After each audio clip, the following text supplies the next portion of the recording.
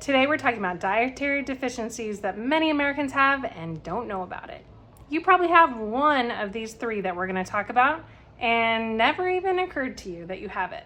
I'm a veterinarian for dairy cows, and I know these nutrients because milk provides 13 essential nutrients, many of which Americans are deficient in. And it's my job to help care for the cows that produce milk that help Americans meet those dietary guidelines. Number one, the one we all know that milk has, is calcium. 39% of Americans do not get enough calcium in their diet, and milk is a very rich source of calcium. Interestingly, when we talk about consuming dairy as a part of your diet, the dietary guidelines are talking about milk, yogurt, or cheese, not other types of dairy. And other milk labeled products like almond milk, rice milk, oat milk, hemp milk, coconut milk, things like that, those don't actually count as dairy because their nutrient profile is so different. Number two, we're talking about vitamin A.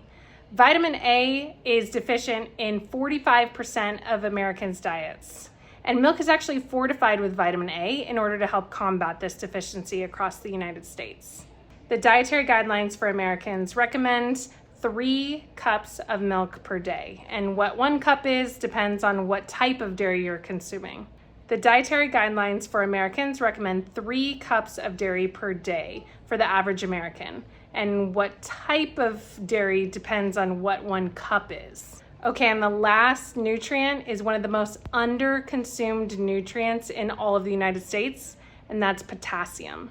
98% of Americans are deficient in potassium in their diet, and milk is a great source of potassium. No matter how you choose to consume dairy, it's really important that you are maintaining a healthy diet for yourself, and dairy products can be a really good part of that. You can check out myplate.gov to learn more about the dietary guidelines for America, and feel free to drop a comment if you want to learn more about how cows are cared for, what's in your milk, and the safety of your products that you're consuming.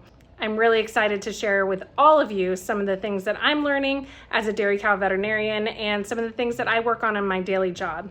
Do me a favor and hit subscribe and follow along to learn more. Thanks, everyone.